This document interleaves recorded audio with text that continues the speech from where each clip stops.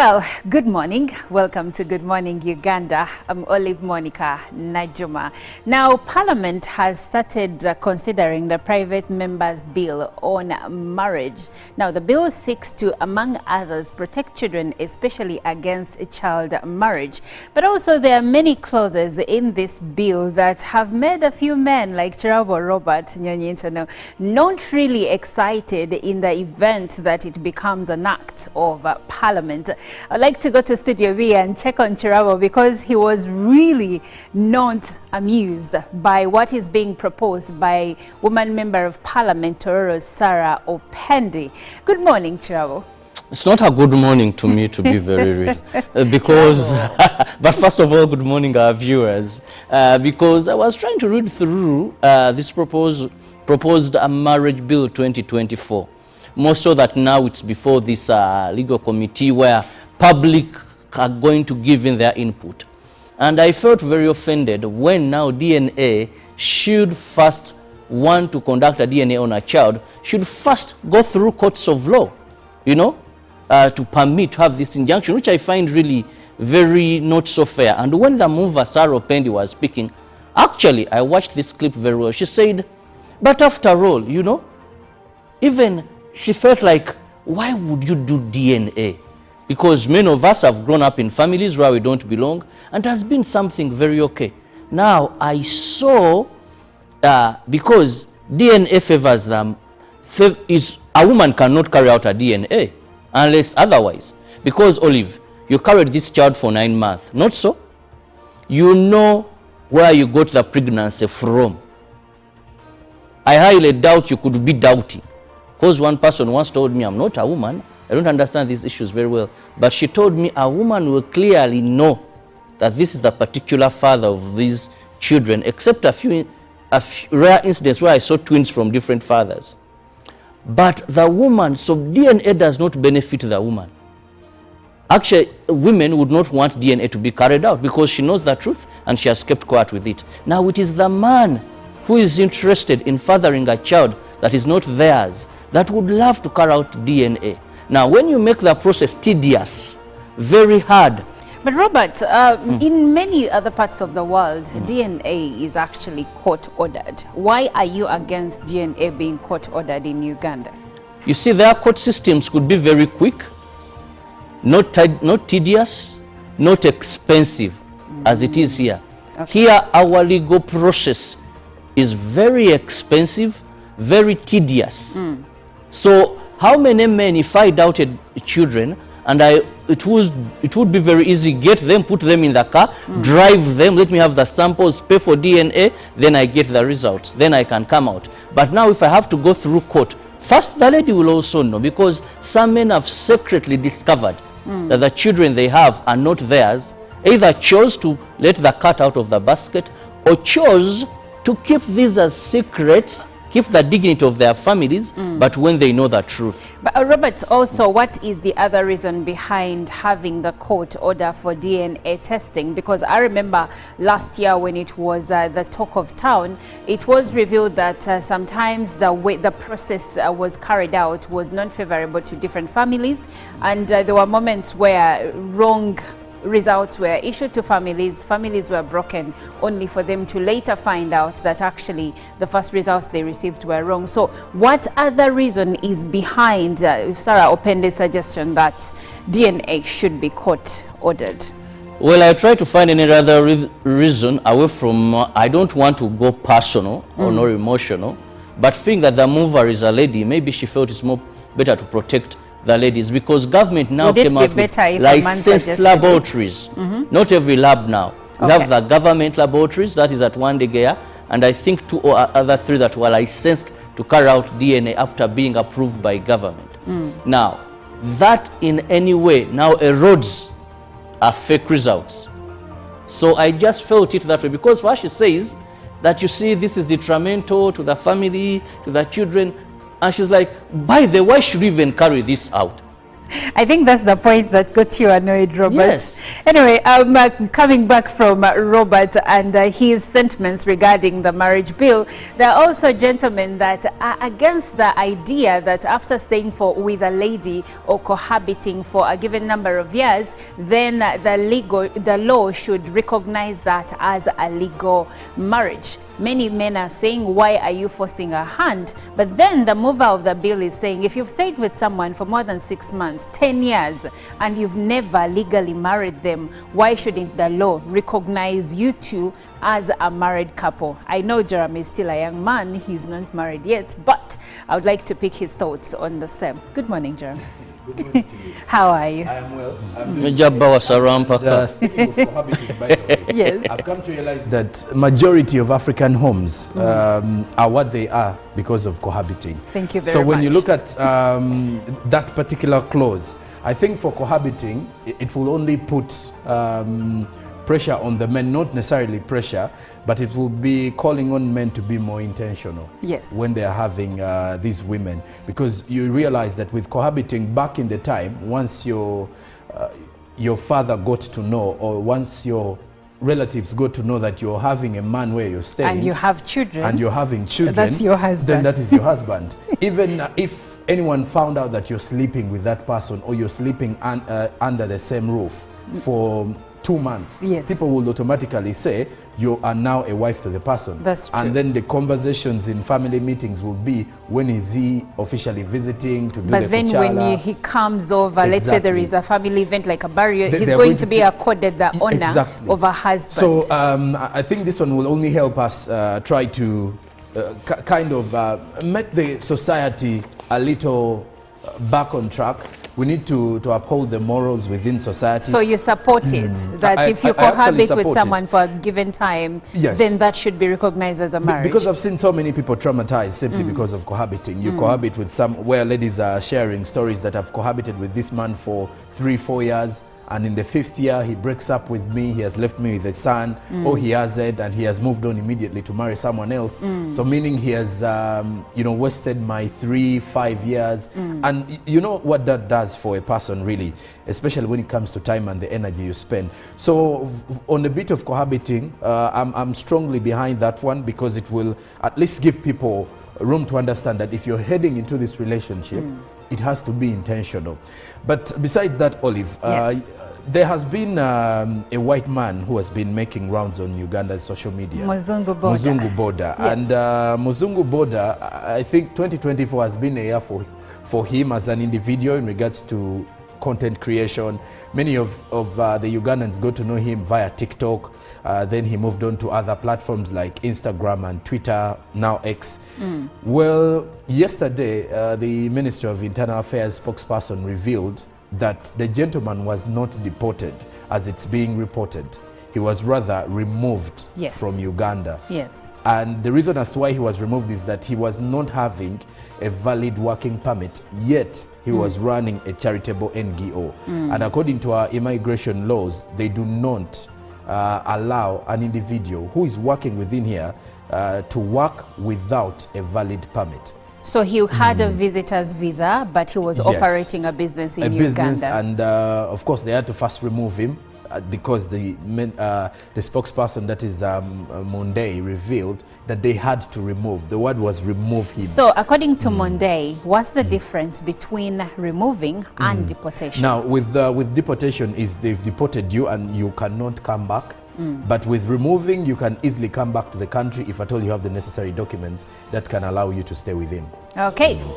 With deportation, it's the Minister of Internal Affairs and also sometimes court that does that. But for removal, the immigration can do that. And the good thing is you get your papers right, you come back. Deportation, you say bye-bye, never ever to return to that particular country. Okay, so now we have cleared that, because there has been discourse, people thinking, oh, he was becoming too famous and the authorities decided to get him out of the country. I don't think the authorities would do that where there is no reason. So many famous people here. Exactly, we have famous people. But also, But also, it's important to note that he's contributing to our tourism sector. So he just has to get his papers right, and then he can come back to the country and continue with his work. Well, Robert, what do you have for us in the local news? Well, I have the president on his wealth creation tour. And President Yoweri Kaguta Museveni emphasized that for development to thrive in a country, politics of identity and tribalism shouldn't be given room, since such acts disorganize the country's unity and cohesion. Museveni, who yesterday took his wealth creation tour campaign to Teso sub-region, toured the districts of Serere, Kapelabyong, and Katakwi, where he interacted with key model farmers. Uganda Communications Commission has expressed the need for government to redefine the business of posta and come up with an investment plan to revamp the government entity. Officials from UCC had appeared before the ad hoc committee instituted by Parliament to inquire in matters of Posta Uganda Limited following a report from COSASE. The Police Directorate of Road Safety has cautioned motorists on driving competitions while on major highways. It follows an accident that occurred at Busika in Luwero district, where 3 Sino trucks were racing, leading to loss of lives and interruption of traffic. The Directorate registered 82 deaths in accidents recorded last week. The last week traffic and road safety report shows 32 people died in border accidents, 27 pedestrians were killed, while 23 passengers died in different accidents. Police attributes this upward curve to accidents on reckless driving and overtaking plus overspeeding. The notable accident that occurred in Iganga claimed 8 lives, while another one occurred at Busika in Uwero district, where Sino truck drivers were in a racing competition in the middle of the road. The Police Traffic Directorate has raised concern over the increasing cases of hit and run accidents. The half-year 2024 traffic report indicates 1,107 cases of hit and run. Motorists are urged to be conscious of the precautions upon accident occurrence. The last week traffic operations on different roads led to the arrest of 714 motorcycles and 35 drivers for not possessing licenses. Police commits intensifying its operations in preparation of the festive season.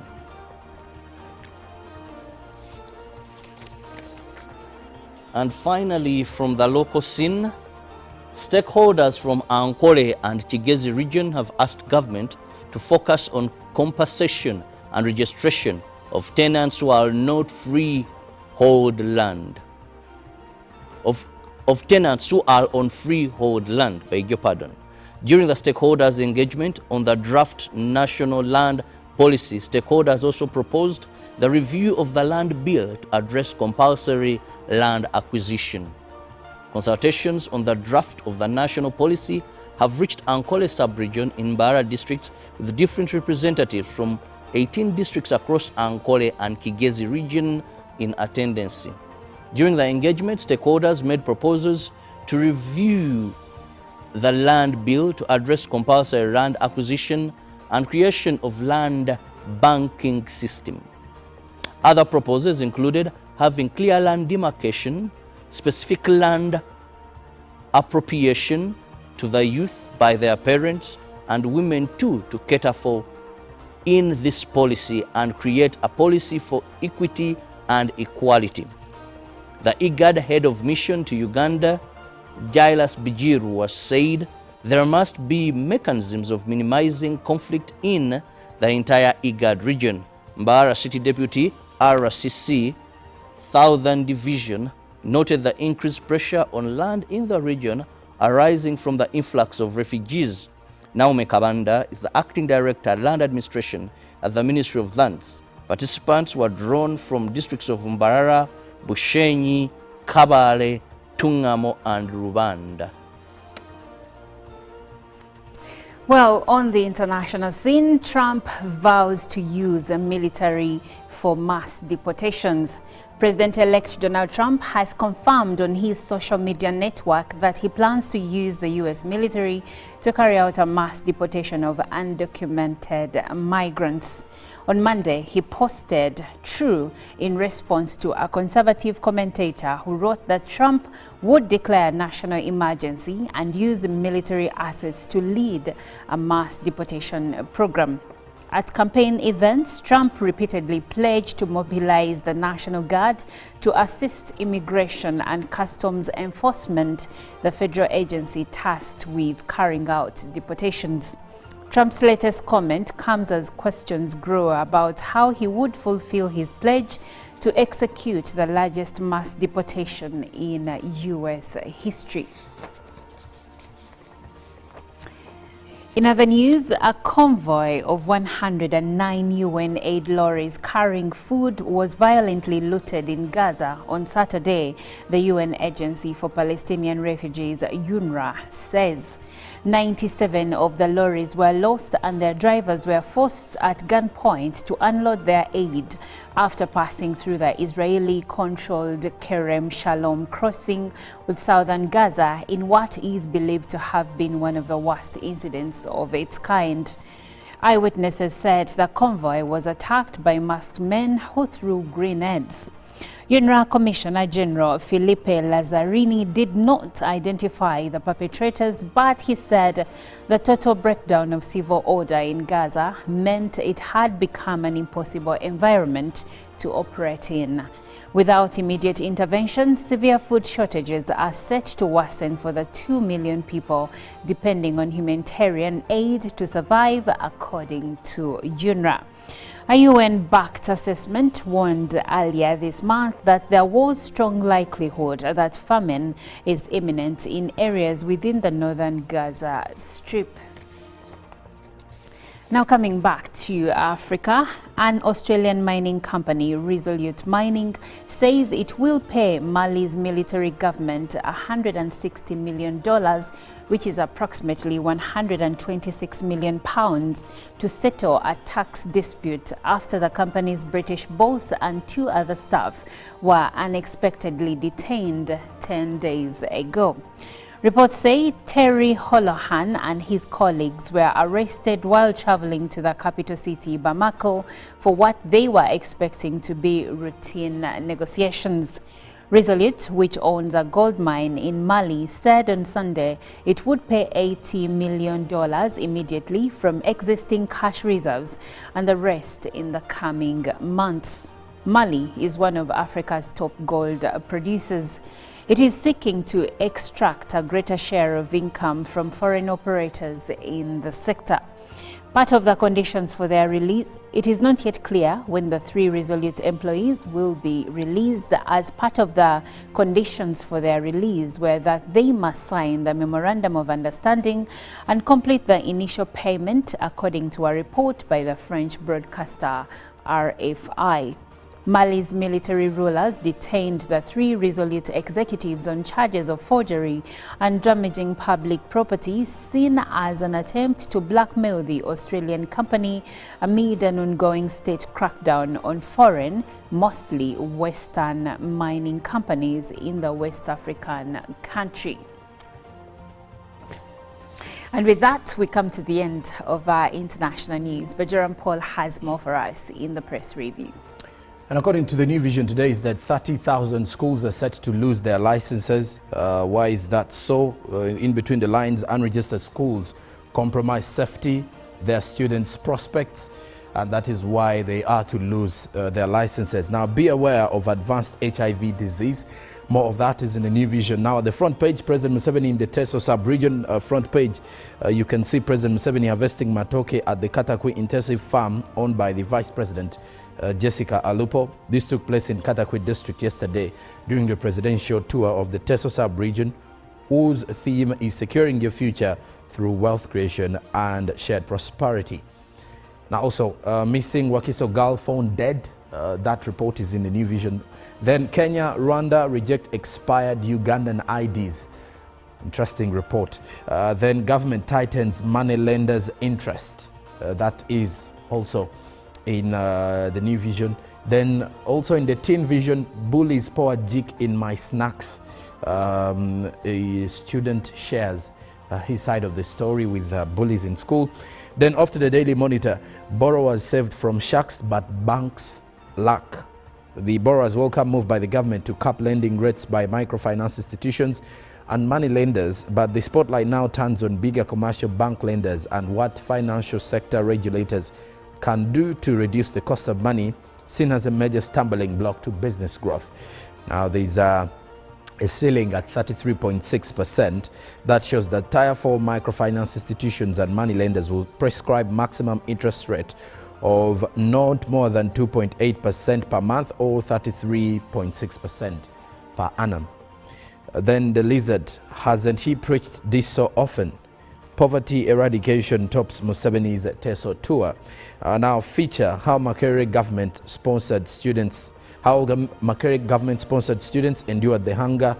Then government starts crackdown on substandard hotels. Also, Museveni starts Teso tour amid calls for poverty eradication. Then NMG educates pupils about environment.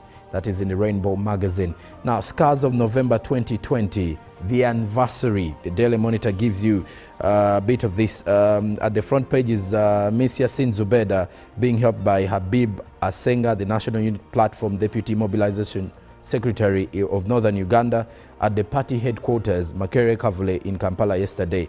Mzungu Boda said she lost her leg during the presidential campaign in Elegu, Amuru district. She was hit by a tear gas canister fired by the police.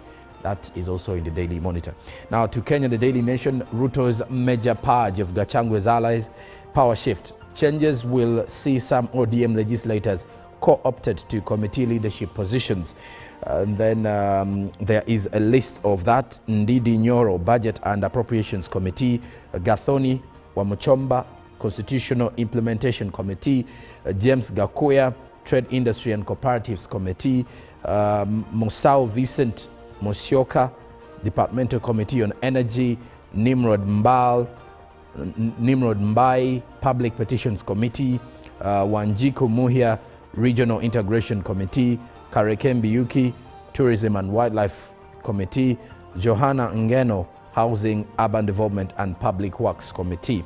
Now NTV Kenya unveils new drama series Noma. What is that? The latest is will be airing 8 p.m. outside the Kenya Archives, the Kenya National Archives. Then also devolution, counties to shut down in 30 days, according to what the governors say. The county chiefs are threatened to seize all operations in the counties should the two houses of parliament fail to agree on the amount of money to be disbursed to devolved units. Then also Anglican Church backs Catholic bishops scatching attack on Ruto in matters governance. Now education, members of parliament want universities blocked from offering diploma and certificate courses. Now there's also an uproar over selective hearings on the new tax laws. That is with the Daily Nation. Now lastly, with the press review, the Citizen off to Tanzania. Media stakeholders do this to ensure peaceful elections, urges the media stakeholders. Then sport, football. Taifa Stars host Guinea in crucial AFCON qualifying match. And then experts, Kariako probe team is welcome, but the analysts have welcomed President Samia Suluhu Hassan's directive that a team of experts be formed to inspect all commercial buildings in Kariako, Dar es Salaam, but said any recommendations must be fully implemented. Now voices heard under rubble as rescue efforts intensify, and then also scores also rise of the dead following that incident in Kariako in Dar es Salaam. Now Samia's directive offers Ngorongoro residents fresh hope. That is also with today's Citizen. And that does it for our press review. Now we will take a short break. We'll leave you with the inspiration song of the day by Tini Tempa, Invisible. And after that, we'll be right back. Live from UPC Studios in Kampala, this is Good Morning Uganda. Should even carry this out.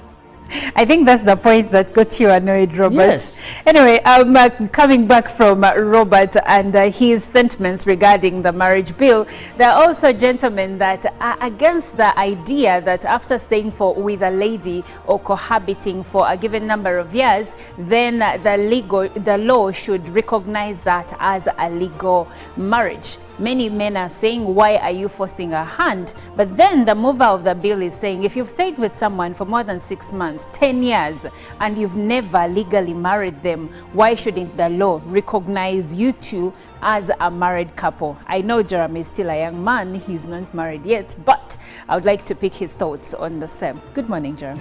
Good morning to you. How are you? I am well.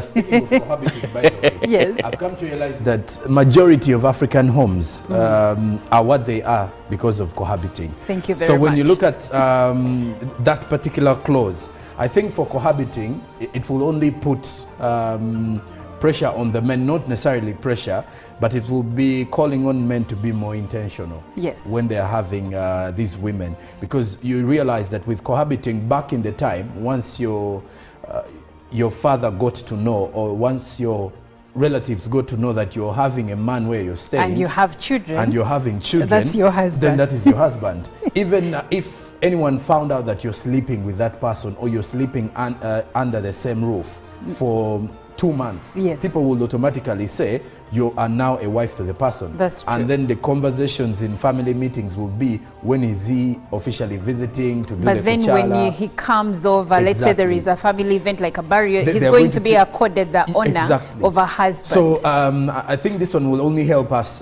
try to kind of make the society a little back on track. We need to uphold the morals within society. So you support it, that if you I actually cohabit with support someone it. for a given time, Yes. then that should be recognized as a marriage. Because I've seen so many people traumatized simply because of cohabiting. You cohabit with where ladies are sharing stories that have cohabited with this man for 3-4 years, and in the 5th year he breaks up with me, he has left me with a son, or he hasn't, and he has moved on immediately to marry someone else. So meaning he has wasted my 3-5 years. And you know what that does for a person, really, especially when it comes to time and the energy you spend. So on a bit of cohabiting, I'm strongly behind that one, because it will at least give people room to understand that if you're heading into this relationship, it has to be intentional. But besides that, Olive, Yes. there has been a white man who has been making rounds on Uganda's social media. Mzungu Boda. Mzungu Boda. Yes. And Mzungu Boda, I think 2024 has been a year for him as an individual in regards to content creation. Many of the Ugandans got to know him via TikTok. Then he moved on to other platforms like Instagram and Twitter, now X. Well, yesterday, the Ministry of Internal Affairs spokesperson revealed that the gentleman was not deported, as it's being reported. He was rather removed Yes. from Uganda. Yes. And the reason as to why he was removed is that he was not having a valid working permit, yet he was running a Morning Uganda. In a nation hungry for truth, a world where every story matters, there exists a beacon of trust and reliability. For decades, they've been our voice and our window to the world, holding the mirror of our history. With 4 TV stations and 11 radio channels spanning 27 languages, they stand as guardians of information, defenders of truth. With Mascari Heritage Advantage, they uphold every citizen's right to reliable and free information. Their archived stories shaped our past and illuminate our present. Yet now, as new challenges arise and the world evolves, their mission faces its greatest test yet. Be part of our journey and let's navigate the unknown, uncover the untold, and safeguard our future together. Tune into your public broadcaster, for it is the intersection of trust and truth. Because to UBC, your story, and every voice matters. UBC, inspiring Uganda. Topic of the day on UBC.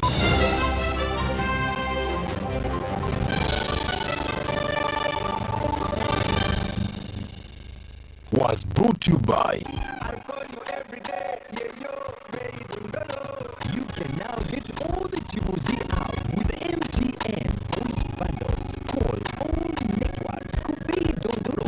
Buy a 25-minute voice bundle for only 1,000.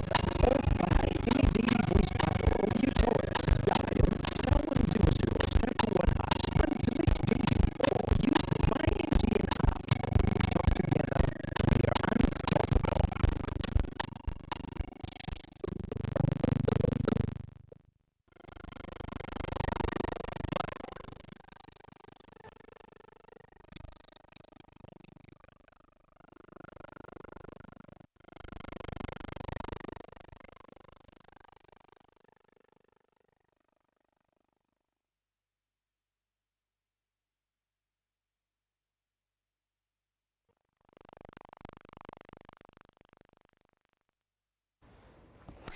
Good morning once again. I'm Olive Monica Najuma. I'm right next to Jerome Paul Sonko and Robert Chirabo Nyonyetono. Now, according to reports, Uganda's school dropout rate is worryingly increasing. And it shows that primary school, the average dropout rate is 45%, but it's much higher for girls. Still, according to reports, in 2022, over 1 million students dropped out of primary school before finishing. Now, in secondary and tertiary education, girls have the highest rates of dropout and irregular attendance. And if we are to look at COVID-19, the pandemic increased school dropouts. There are different reasons as to why we have increasing school dropout rates in Uganda. It is worrying. According to an article from one of the local dailies last week, it showed that over 1,870,000 joined school in 2012.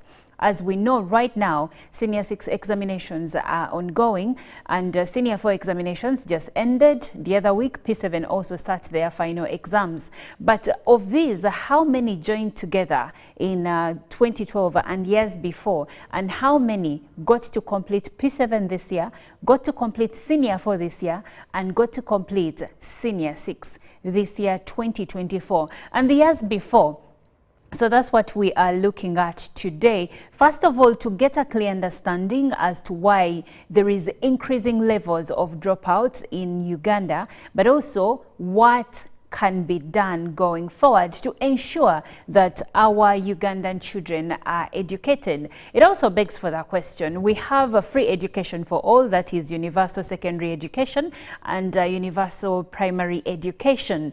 And still, one wonders, if we have free education for all, why is it that more and more Ugandan children are dropping out of school?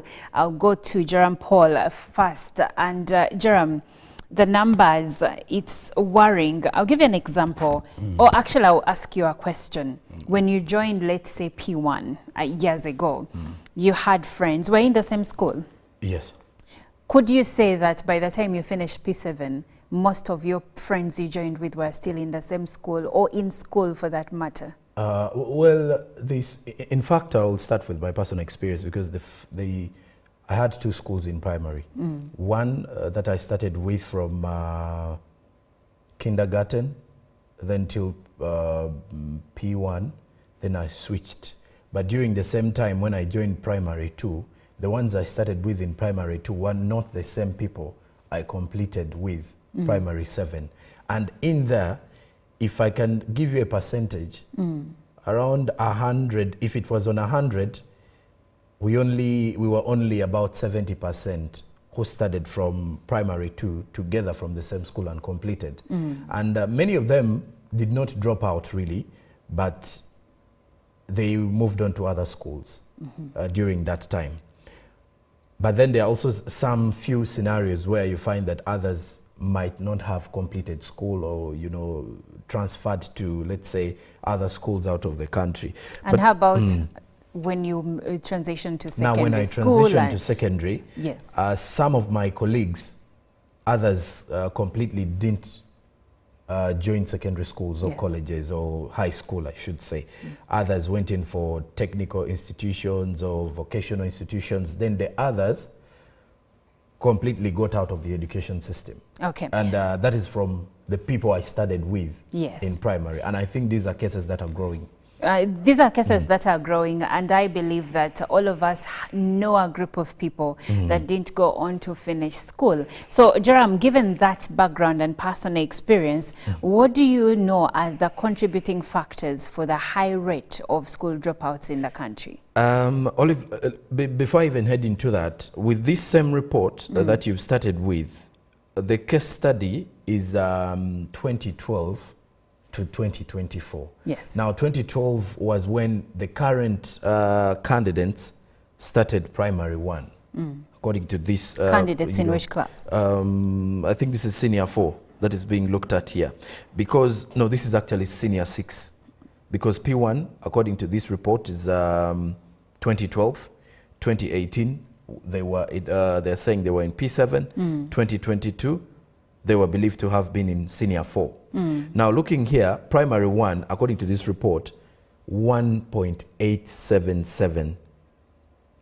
So it was 1.8 million of the people, according to this report. The figures show that by 2012, the students that were expected to have completed Form 6 or to have sat Form 6 this year would have been in that range of about 1 million, let's say. But within that time, in 2024, the number that sat or the registered candidates for UACE were 142,000. From 1,877,000. Now, within this 1 million, you're looking at some who dropped out, the majority, and then you're looking at those who looked for other avenues of education. That can be the technical, the vocational institutes as well. But then they are missing learners that are close to 1.7 million, that are missing learners from both private and government-owned schools who joined primary 1 in 2012 but failed to make it to senior 6 this year due to various reasons. Which reasons here, Olive, that you asked?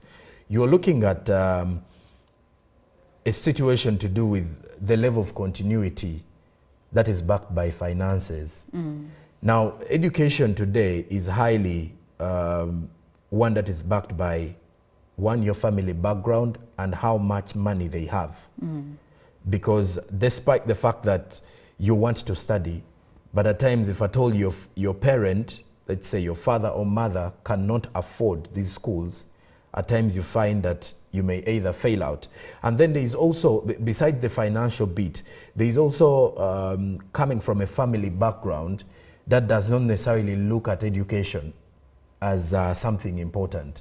And we've seen this. There are families where there are families that prioritize education. Whether the father went through school or not, he would at least love to see his child or his children get to education, get good education, graduate, and it gives them joy. Yes. But there are those that will, just say no to education, and they kind of feel like it's not worth it. Once a child goes to primary, they will feel like, okay, at least you've got some bit of the education, you're mature enough, come join me in the working environment.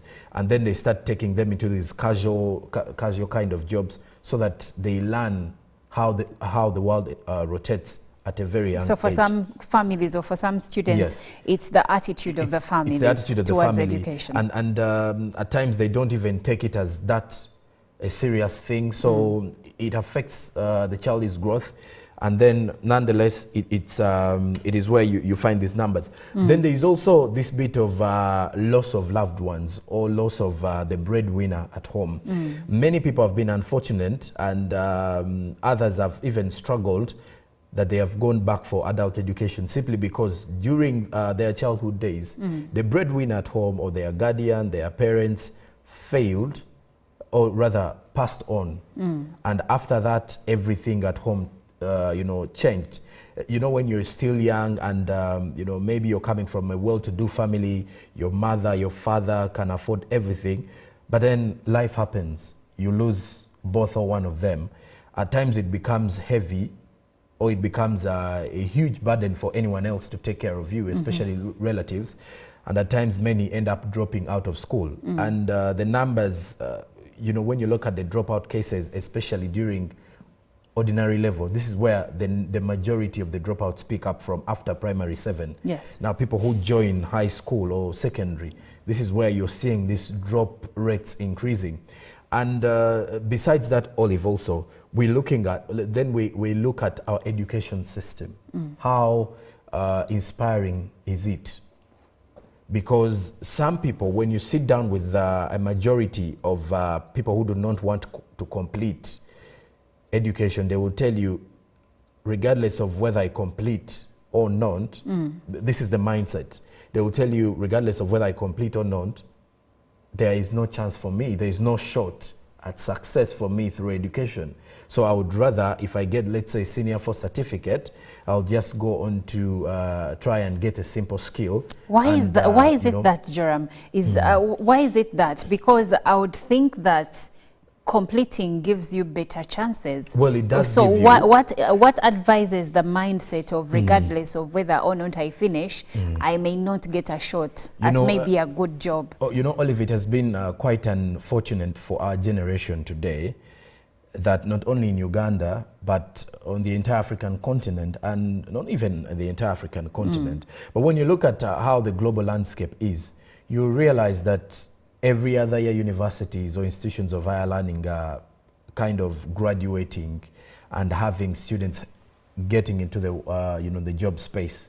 Back in the time, because there were very few educated people, intellectuals, it was very easy for someone to get a job. Your parents would say, get a job, and you would get a job. Yes, you would easily get a job. You're done with school, they advertise for a job, or you apply for a job, you go for the interviews. For as long as your documents are very supportive, you have the job with you, and it's good pay. But today, it's unfortunate that whether you have a master's, a PhD, the working environment is a bit competitive. That you might find in the same environment, you've studied for, let's say, 16, 19 years, and then you're seeking for a job, and the person who is good at that job is someone who, let's say, stopped in senior 4 or P7, simply because this job needs more of the skilling. Now, this is where many people have found themselves losing it to the education sector, saying, you know, if this is what we have in our job space, then why is the education, why do I need this degree? And of course, I'm not saying it's not important, because I got mine and I'm still planning to go and get, because I've seen how far it can take you. But there have been people who believe that regardless of whether I have this degree or I have this qualification or not, the chances of me getting into the employment space are minimal. So why not? And you know, there's a famous song of the current NUP president. I'm forgetting the title, where he was saying, where a Haji in one of the verses, where a Hajj was looking for a wife to marry, and he said that what you're trying to get after getting education is what I'm offering. So many people have actually found themselves in such a situation where what they are looking for after education is money. Now, if he gets the money before even getting the degree, why bother to continue? Okay, thank you so much, Jerab, and that's an interesting perspective. But still on the contributing factors, I would like to go to Studio B, where Robert Chirabo is. Robert, Joram has shined a light onto some of the contributing factors that lead to the high rate of school dropouts in the country. But I would like for you to weigh in on gendered expectations and culture norms, as well as the sex and maybe level of education of the head of home, being one of the contributors of the high school dropouts in the country? Well, first to begin with, we must know that education is a right. And because it is a right, it should be given to everybody. Now, the question is it practically also a right? Because when you look at gender, then we look at head of family, we must understand that the head of family matters so much, but also the chain of our education determines so much. Some Sonko hinted on them, and I want to go back to them. Yes. But first, let's understand, is education a right in Uganda? Is education free in Uganda? That whether I come from a rich family, I come from a poor family, I'll get education. That is a question I'm putting to our viewer. Because one is going to tell me we have free primary education. Is universal education in Uganda free? That is also a question I leave to our viewer. If you know of children who are in that universal primary education, are they not paying a penny? When we go to universal secondary education, is it free? When we go to universities, because the higher in education you go, the more expensive it is. Now, average Ugandans, I think it was last week, we were looking at a report that was showing how hard they're even finding it to survive.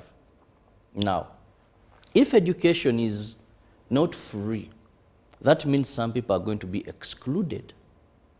Some family heads who do not have the monies to pay, their children will not go to school. We are looking at school dropouts.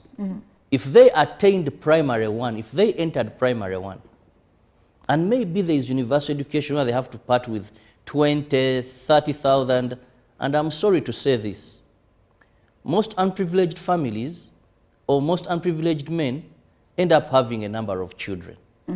That even if when you tell him the man has 6 children, even if you say we've agreed every child pays 30,000 a term for porridge, for, you know, there are those costs they put in these universal schools. The math is not mathing for him because The he has math to will not multiply math for by him. 30, by 6. Yes. So how much money is that? And a term, a period of 3 months maybe, he may not be able to get that. Some are farmers who depend on seasons. If the rain doesn't come, if he has sold, so still the child of the poor may not be able to go to what we term as free education. And it's not all about saying I've paid this. There are also other requirements that may be necessary. Go to secondary. Charges in secondary schools that we call free secondary schools, universal secondary schools, first, there are not so many. But second, also they charge a slightly higher. Now, the problem of the head of the family, who is less privileged, but also has quite a number of children, I don't know why that mathematics happens that way, still will find it very hard for that child. Now, go to university. My brother and sister, paying university if that child has not been able to get government sponsorship. And let's be honest to ourselves as Ugandans when discussing these issues. Getting government sponsorship also has an hinge on which schools did you go to. Lately, yes. It has. Because in the past, the reason why I'm saying lately, Robert, in the past, it actually, that scheme helped so many people that came from humble backgrounds. But now we have today, it is pegged on which school you go to. Unfortunately, because of privatization, the best schools are private schools that are extremely expensive. Extremely for most expensive. families. And you hear a parent telling you, yes, let me pay this for O level, but I'm sure I'll survive university. Now, also the chances of a child from a less privileged school making it to government sponsorship at a government institution are also minimal. It is like when you go around, how many 4s are you going to find in UPE schools? That they scored aggregates 4, aggregates 5, aggregates 6. Come to secondary still, that same challenge. Now, they are also excluded at university, making a child from a family where the head is less privileged or not having so much finances around him, drop out of school. Now we go to the element of culture. And sometimes I don't want to discuss culture and I leave religion. I want these to move in tandem. Now we still have, much as we're in the 21st century, we still have some cultures that have not appreciated education of the girl child. We still have some faith where they believe that a woman is supposed to be home, looked after. We still have some cultures where they believe that a girl child, once she attains some age, most so sees her first, she has now matured and she'll be destined for marriage. That has a problem on it. But we also have what Sonko talked about, that some people, some family heads, some cultures have not appreciated the value of education in a way that for them they look at education only as you being able to get a job. that you go through school, you get a job. But education may not only be about you having employment. The chain of education contains so much in shaping a person, in molding a person, in having broader knowledge of issues. I've seen many people who have never been employed, Olive. These people have come from families that have businesses, or along the way they have had their own businesses. They have not been employed by anybody. They have come out either carrying on family businesses, or somehow they have created employment for themselves. But because of the additions that come with education, the exposure, the connections, the civilization. Because when we remember one of the kings in Uganda who invited the missionaries, his main name was civilization. The civilization that comes with education. Now, Robert, I have a question from Tumomanye Gerald, and he says, I always wonder why, despite of all efforts put by government and different agencies toward the girl child education, why are girls still finding problems in education? This is against the backdrop that majority of the dropouts are girls. Well, first, the cultural element. That many girls out there, their families still see them, even when they are born, they will tell you as a desukari, see them as a commodity. Even in this era of civilization, we once had a report in Karamoja where even families were sending off these young girls, contrary to the boys. 2, the girl child along the course of education, some become mothers. And there are very many families who don't want to give a second chance. Because if you remember COVID-19, how it impregnated young girls. It's not COVID-19 that impregnated young girls. How COVID-19 impregnated young girls? No, Robert, I would like for you to correct that. How COVID-19 Please led to correct rising that. numbers of You know why I cracked that? Members of parliament are very funny, some of them. Also, the first say, you see, many girls became pregnant because of COVID-19. And in my heart, I was like, does this virus impregnate young girls? Why are we seeing so many? But I want to tell you, many of these girls never continued with their education level. Yet the boys do continue. If Sonko impregnates a girl, when they maybe in their vacation, Sonko will continue with education. But this girl may not have a second chance. So one of the factors that we are seeing high dropout rates of the girl child are pregnancies. Pregnancies. And I agree with that. Now, if you're just joining us, we are addressing the high rate of school dropouts in the country. According to reports, in 2012, 1,877,000 students enrolled in primary 1. But by 2023, only 20% of these students reached primary 7, translating to approximately 375,000 pupils. For senior 4, that is O-level, only 10% of the original cohort, appropriately 187,700 students remained, while less than 6%, around 112,620 students sat for their senior 6 exams. This highlights a significant dropout rate across education levels. So we have looked at the contributing factors, and we have seen that poverty, attitude of the parents, among others, are the reasons as to why we have many young men and women dropping out of school. But Trevor also mentioned that due to COVID-19, we saw a high rate of girls dropping out of school due to pregnancies. Our children stayed home for over 2 years without going to school. And it is known that the best way to keep a girl child safe away from pregnancies and early marriage is to keep them in school. And because we were out of school for 2 years, many of Uganda's young women got pregnant in that period. But now, Joram, I'd like for us to look at the possible solutions. Because in as much as we can sit here and lament about the different factors, we need to find solutions, because a country can only grow to the extent of its educated population. At the extent, yes. By the look of things, The numbers are quite alarming because from 1.7, from 1.8, and To they dropped to 100. 140. That is for Form 6. And of course, you will easily look into however much you would say that others went to either technical institutions and maybe others also crossed to the international curriculum, because there are some pupils after P7 who crossed to international schools. That number, they are still in not school. so many, of course. And they are still in school. But again, you will realize that they are not so, they won't hit 1 million of those that dropped out. Their percentage is So, quite yeah, late. it is quite less. But looking into what needs to be done, Olive, you've got to see, I think our education system needs to be a little more promising. Why am I using the word promising?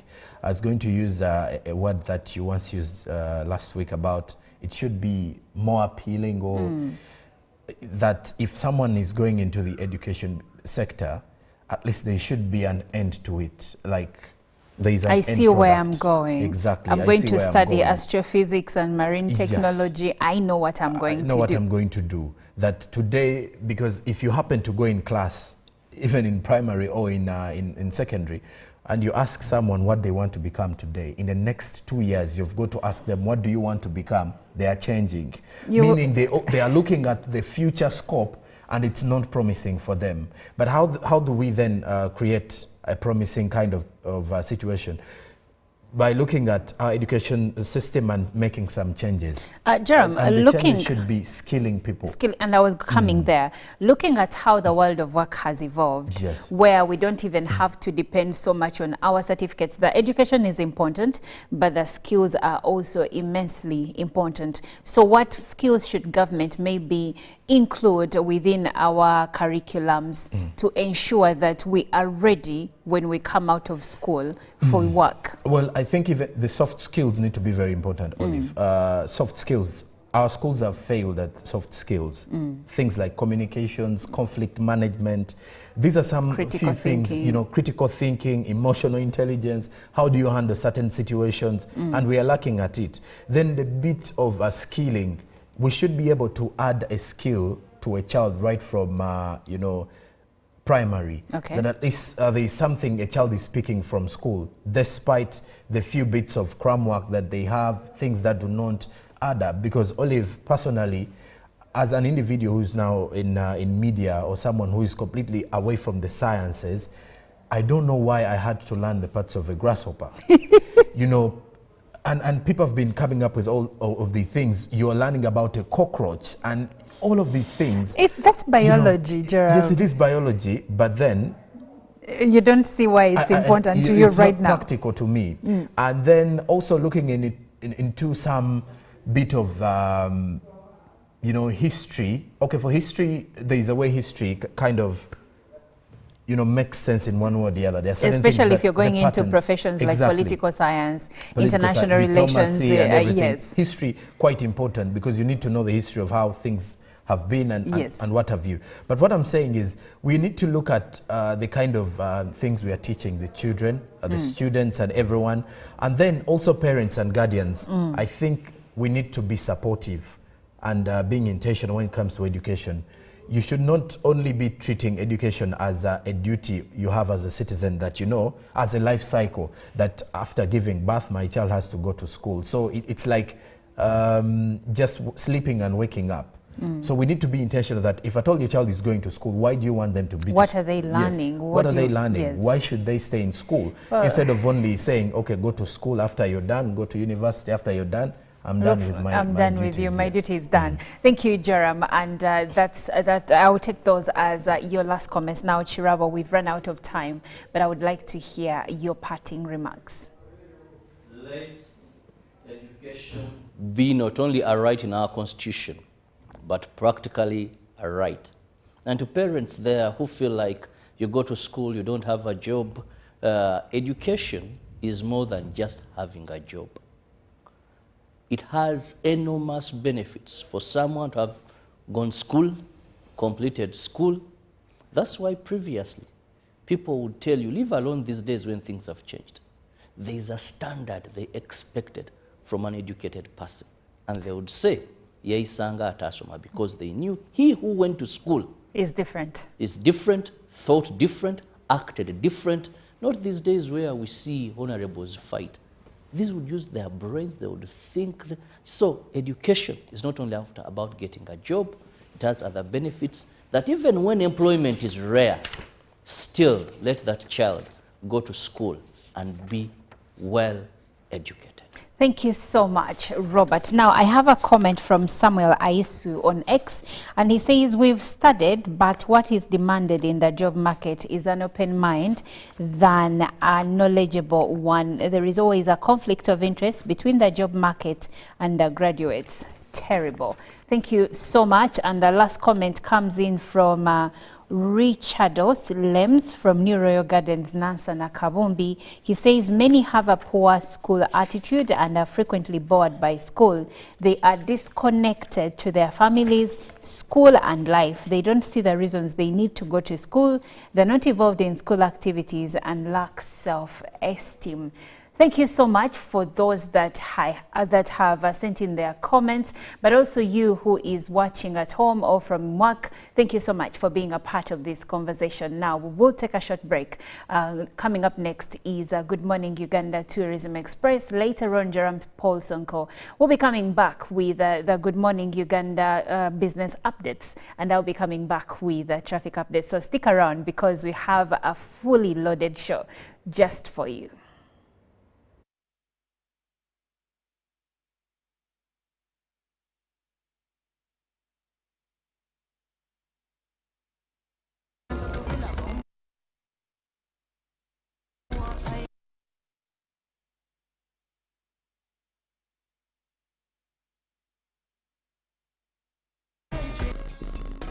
Hungry for a world where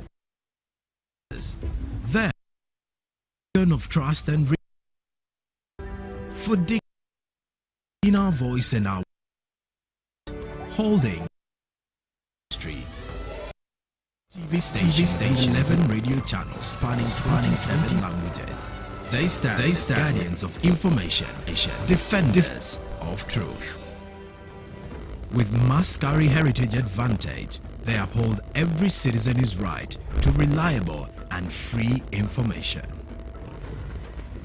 Their archive stories shaped our past and illuminate our present. Yet now, as new challenges arise and the world evolves, their mission faces its greatest test yet. Be part of our journey and let's navigate the unknown, uncover the untold, and safeguard our future together. Tune into your public broadcaster, for it is the intersection of trust and truth. Because to UBC, your story, and every voice matters. UBC, inspiring Uganda. Live from UPC Studios in Kampala, this is Good Morning Uganda.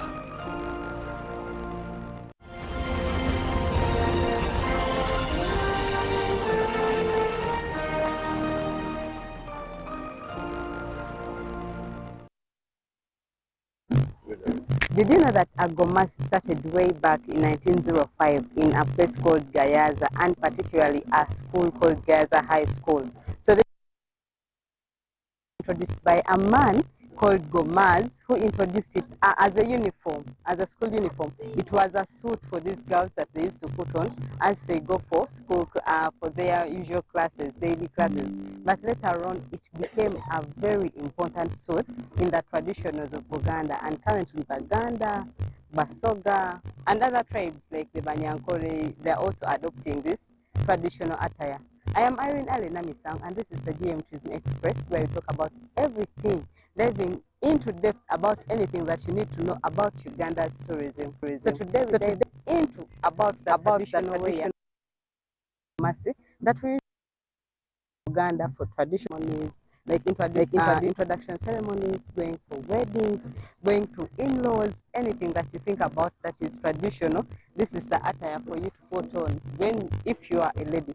It shows respect, it shows dignity, it is also decent. So as a full African woman, you need to have this maybe in your wardrobe. You need to have it somewhere in your wardrobe, such that anytime you have an event or a function, you just grab your gomasi, go out in a respected form, but also in a traditional way, showing that you are really proud of your culture. So today we are at Ewafe Cultural Village, located in Mukono, and we are getting to know when you dress with a gomasi, how do they dress it up? What do you need to know about a gomasi? When do you think you violate the gomasi? Everything that you need to know, the different parts of a gomasi, everything that you need to know about a gomasi, it is today. So just stay tuned in as we take you through how you dress up a gomasi. Thank you so much. My name is Udaya Mayanja. I work with the Wafe Cultural Village, found in Minagalama Mukono along Kayunga Road, 15 kilometers from Kampala to Wafe Cultural Village. Today I'm going to talk about a traditional wear called a gomas. A gomas is an African traditional wear, usually put on by most tribes like Baganda, Basoga, Banyankole, and it started the way back in 1905 in Gayaza, a school called Gayaza High. There was a man called Gomas. It was introduced by a man called Gomas, and it was like a uniform those children used to put on at Gayaza High School. And it was introduced in 1905. So I'm going to show you how to put on a Gomas, or to wear this. They usually put on gomasis like when going for kwanjula, kuhingila.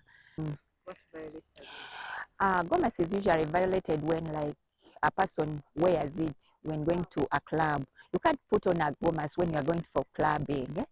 So that violates a gomas. Now I'm going to teach you how to put on. I'm going to teach you how to wear a gomas. And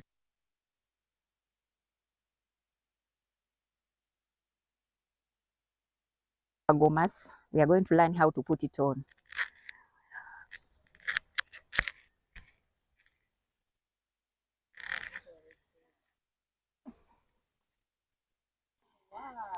A gomas has several parts. For example, I'm going to say them in Uganda. Zino giyitibwa emikono, gano ne gayitibwa amapeesa, bw'akyuka bw'ati eno eyitibwa kabba, kano ne kayitibwa akakweso, kano kalayini ke mulaba kano kayitibwa akakweso.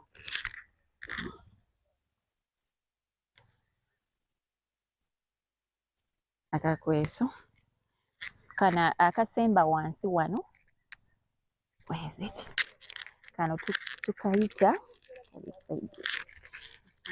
this one. Kana akalinga, this one like a design is called mu Luganda bakayita omudalizo. Kati tugenda kulaba tutya bwe twambala gomas.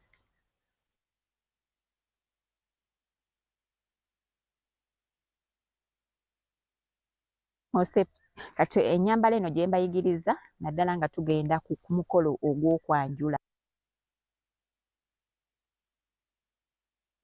Okay, when we are going for an introduction, tulina okwambala okwo kwe bayita okuwogola mu Luganda. Kati kye ngenda okubalaga olunaku olwaleero.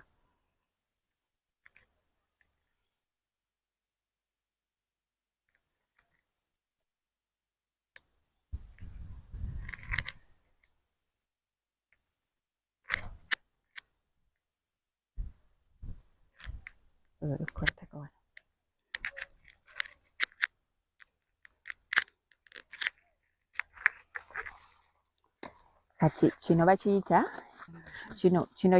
ekitambaala. Naye before putting on a gomas, there is tuteekamu ekikooyi munda nga tetunaba kuteekako gomas. Kati we tuba tumaliriza ne tuteekako kino kissa kyaffe oba ekitambaala.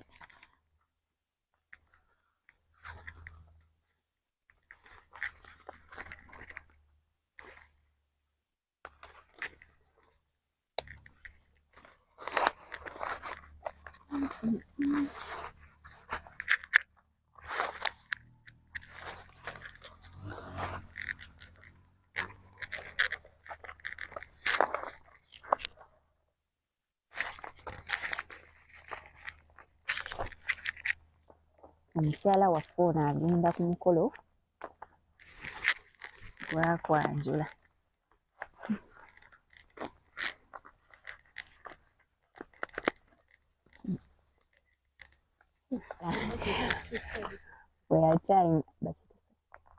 We are tying our The kitamba is being folded now. yes.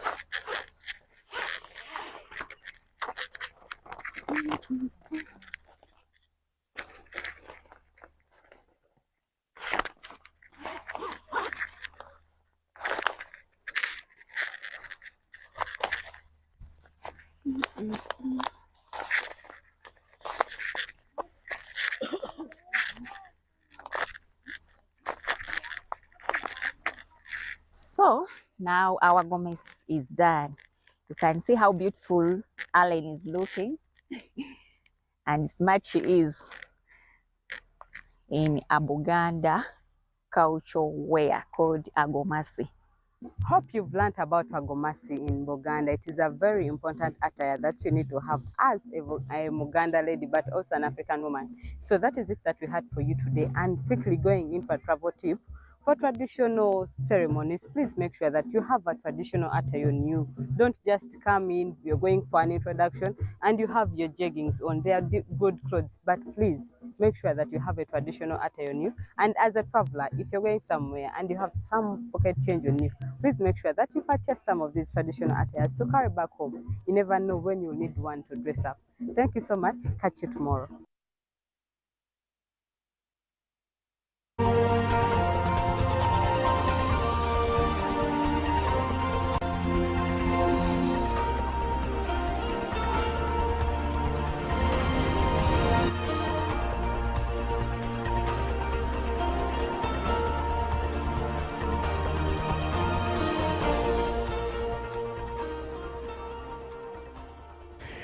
And now off to the Good Morning Uganda business updates. We start off with the Fisheries Protection Unit Commander, Lieutenant Colonel Mase Tukahira, who has declared government's plan to lift the total ban on silverfish fishing and revising the regulations. This was revealed during the ongoing awareness meeting at the fishing communities from different islands held at Katosi landing site in Mukono district. During the awareness meeting to embrace good fishing practices, the fishers at Katosi landing site in Mukono district were concerned over the increasing criminality and insecurity due to unemployed youth following the 10-month ban on silverfish. The Commander Fisheries Protection Unit, Lieutenant Colonel Mase Tukahira, revealed that government has plans to lift the ban on silverfish. And then following the engagement with the President, they are now revising further regulations that will enhance safe fishing grounds for the many fishermen within the area or within the various landing sites in the country. Now, besides that, the fishing community was also sensitized on illegal fishing methods and the Fishing and Aquaculture Act and how it operates and what it intends to achieve with protecting the fishermen and the fishing communities from any sort of wrong practices. Now, the fishers promised to cooperate with the Fisheries Protection Unit to address illegal fishing. Well, elsewhere, officials from the Office of the President have put heads of government agencies operating border councils on notice to explain why substandard goods are still entering the country and the guidelines for how tax exemptions work on some trucks. This was during the stakeholders' dialogue to address concerns arising from the monitoring exercise of developments in the Northern Corridor and the oil sector in Kampala. Delays in the completion of the standard gauge railway, poor road infrastructure, limited use of inland water transport are some of the constraints brought to light by the Directorate of Socio-Economic Monitoring and Research on their visit along the Northern Corridor and in the oil exploration operations in the Albertine Graben. This has promoted them to call for a stakeholders dialogue to address arising issues from the monitoring exercise of development in the Northern Corridor and the oil sector in Kampala. The Director Economic Affairs in the Directorate of Socio-Economic Monitoring and Research in the Office of the President, Tumusime Bamugaya, highlighted some of the findings accounted. Now, tax exemptions on some goods by URA, price fluctuations on fuel, harassment of government officials in Kenya are some of the raised concerns that the ministries have been tasked to explain. The Secretary Office of the President, Haj Kakande Yunus, assured Ugandans that by next year, fuel prices will be lowered, and the Minister of State for Economic Monitoring, Office of the President, Beatrice Akelo Akol, urged the MDs to cooperate. And then elsewhere, as Uganda's oil and gas sector grows, it has become increasingly essential for the media fraternity to stay informed about developments within the industry. While boardroom press briefings remain a staple, well-organized field visits to oil and gas development areas offers invaluable insights. About 50 local journalists from across the country recently embarked on a 4-day media tour of oil and gas operation areas in the vast Albertine Graben. The excursion organized by the African Center for Media Excellence in collaboration with public entities and the joint venture partners aim to update media professionals, especially those in the extractive industries, on the latest developments within the oil and gas sector. The sites visited included the Kingfisher Development Area, Kabale Industrial Area, which will host the Central Processing Facility, Kabale International Airport, the Tilenga Oil Project Area, National Enterprise Corporation's Oil Waste Management Facility, and many others within Hoima and the neighboring areas. Now, this initiative comes at a crucial time when Uganda's oil and gas sector is experiencing rapid growth, and also it's therefore essential for the press to thoroughly understand various aspects of the industry, ranging from exploration, production, environmental concerns, community impacts, and revenue management. By equipping themselves with in-depth knowledge of the oil and gas industry, both locally and globally. And Ugandan journalists are better positioned to ensure citizens remain informed, highlight opportunities, and expose any potential risks that may arise. Now, as of November 18th, that is Monday yesterday, the US dollar opened at 3,665.09, while selling was 3,675.09. By midday, the US dollar was buying at 3,665.36, while selling at 3,665.36, and closing time saw the US dollar buy at 3,668.50, while selling was 3,678.50. Great Britain pound was buying at 4,663.68, while the selling was 4,646.31, and the euro was buying at 3,866.23, while selling at 3,876.77. The Kenyan shilling was buying at 28.32, while selling at 28.40, and the Tanzanian shilling was buying at 1.37 shillings, while selling at 1.38 shillings. The South African rand then was buying at 202.19 shillings, while selling at 202.78 shillings. Well, that's how you will find the Forex market as of open business this morning on the exchange. 10 minutes to the top of the hour. Olive Monica Najuma is here with the traffic updates. Good morning, Uganda continues shortly.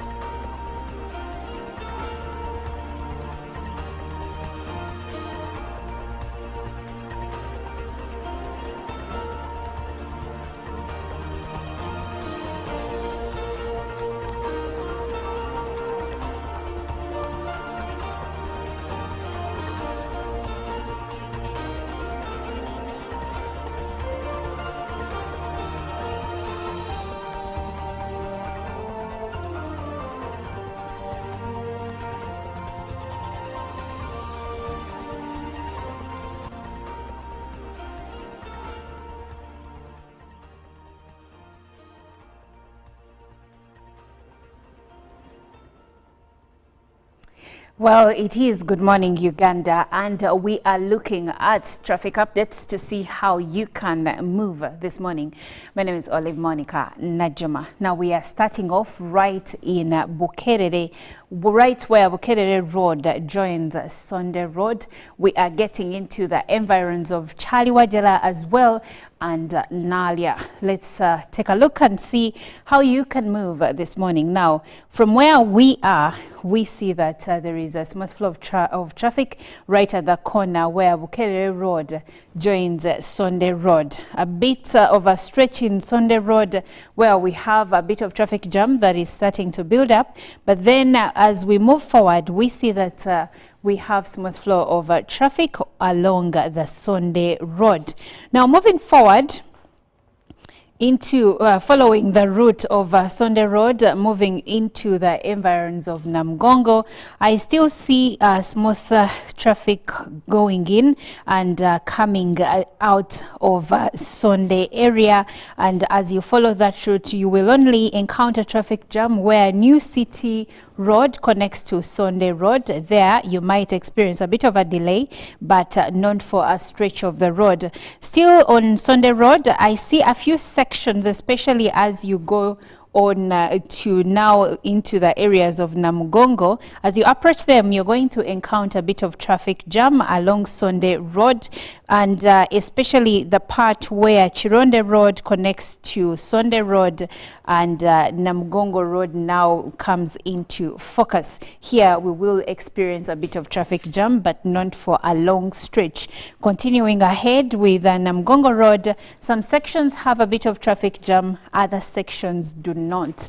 So overall, it is looking good for people plying the route of Namugongo Road. And as we approach the areas of Chaliwajala, at the intersection, you will encounter a bit of traffic jam coming in from areas of Chira and areas of Namugongo Road. Now looking at those that are coming in from Chira side, just around the Chaliwajala market is where you're going to encounter intense traffic jam as you try to get to the intersection and maybe proceed to Chireka or proceed to Nalia. Now if you're following the Nalia route, we have smooth flow of traffic. You might encounter a bit of an inconvenience along Chimbeja Road, but after that you should be able to freely move. And still continuing with the same route, now around Quality Supermarket, you're going to encounter intense traffic jam along the Nalia Road as you connect to the northern bypass. And as you move on, we will still encounter some good degree of smooth flow of traffic as we transition into the northern bypass.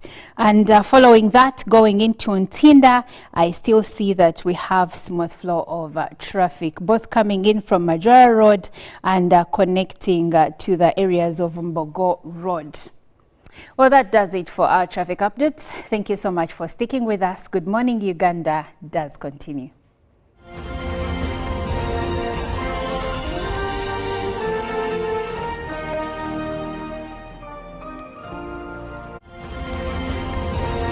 Live from UBC Studios in Kampala, this is Good Morning Uganda. Pick of the day on UBC.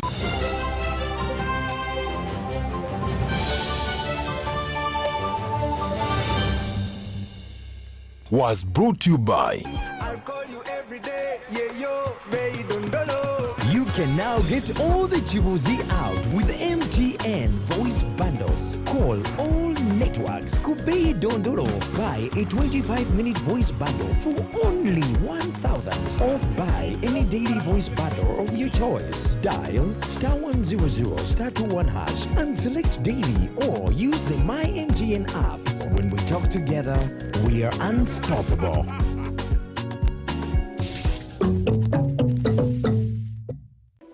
In a nation hungry for truth, a world where every story matters, there exists a beacon of trust and reliability. For decades, they've been our voice and our window to the world, holding the mirror of our history. With 4 TV stations and 11 radio channels spanning 27 languages, they stand as guardians of information, defenders of truth. With Mascari Heritage Advantage, they uphold every citizen's right to reliable and free information. Their archived stories shaped our past and illuminate our present. Yet now, as new challenges arise and the world evolves, their mission faces its greatest test yet. Be part of our journey and let's navigate the unknown, uncover the untold, and safeguard our future together. Tune into your public broadcaster, for it is the intersection of trust and truth. Because to UBC, your story, and every voice matters. UBC, inspiring Uganda. Juko. Yo. Wachikuwa. Check the shopping, man. What's your secret? Haven't you heard of the parish development model, PDM? Yes, I did, but I thought it was just a talk. No, Sebatia. It is real. I and a few friends together formed a circle, accessed money from the PDM, invested in a portrait project, and now things are moving. Juko. I thought I was one of your friends. You are. But you left me behind. I didn't leave you in poverty. What you do, just visit your LC2 chairperson and your parish chief and start the process of economic transformation. Just like that. The parish development model is an initiative from the government of Uganda through the Ministry of Local Government designed to transform all lives of Ugandans for the better. PDM, my parish, my development, my life.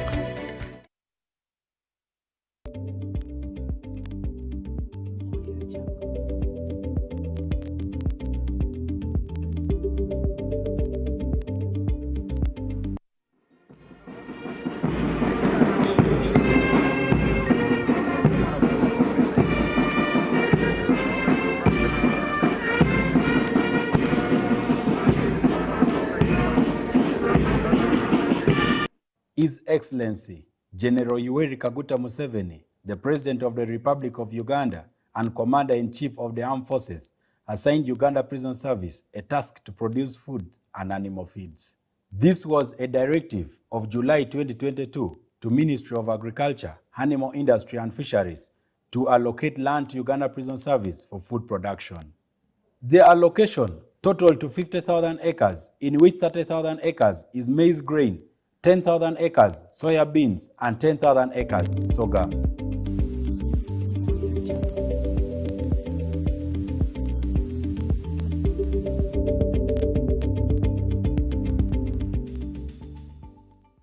This is Aswa Farm, originally from Aswa Ranches, land which was handed over to Uganda Prison Service by Ministry of Agriculture for food security intervention, and which came in as a necessity by the government program.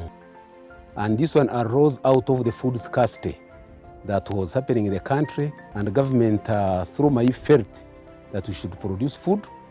And this intervention includes Uganda Prison Service. Bush clearing here started on the 10th of October 2022, and it is progressing on well. Apparently we have covered acreage of 1,000 acres, which is being prepared.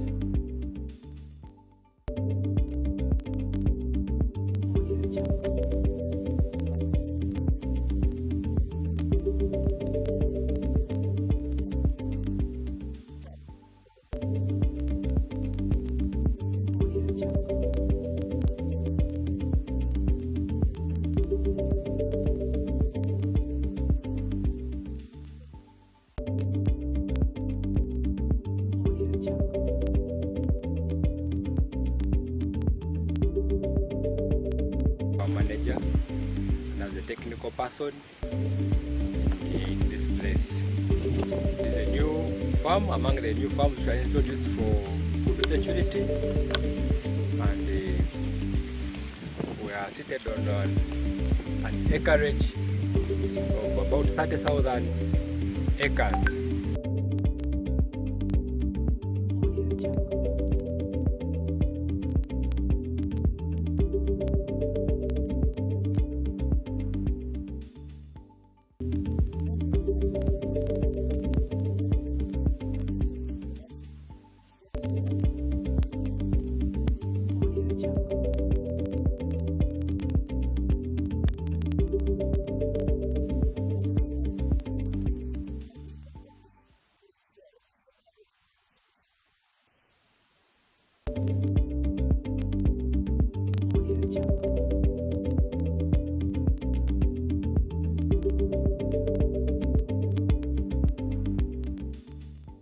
We are happy that in the neighborhood of Rugole, we are putting a silo, which is going to be a bulk storage, and whole produce from here can be evacuated and taken to Rugole.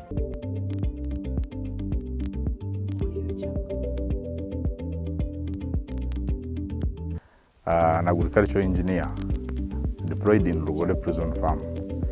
I am most welcome to Rugole prison, and this is the silo project, which has a capacity of 3,000 metric tons.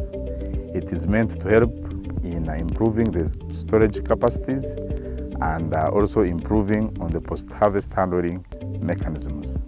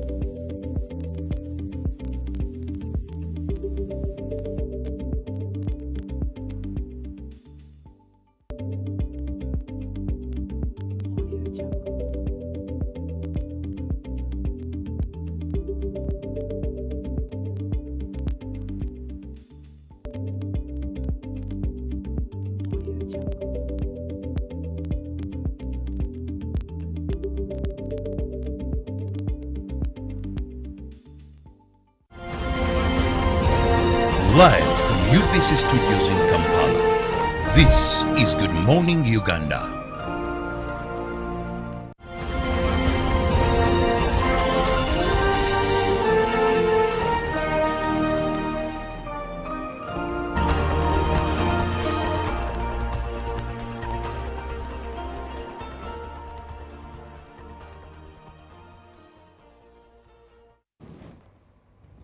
Well, thank you for sticking with us. I'm Olive Monica Najuma. You are watching Good Morning Uganda Agenda, where we have topical discussions with those that have quite strong opinions regarding some discussions, but also policy makers and opinion leaders in our society. So today we will be delving into something very insightful, and that is coming in from the Public Procurement and Disposal of Public Assets Authority, Mr. Turamye. First of all, good morning. Morning, Oliver. You're welcome to Good Morning Uganda. Thank you. Yes. Now, when we speak about public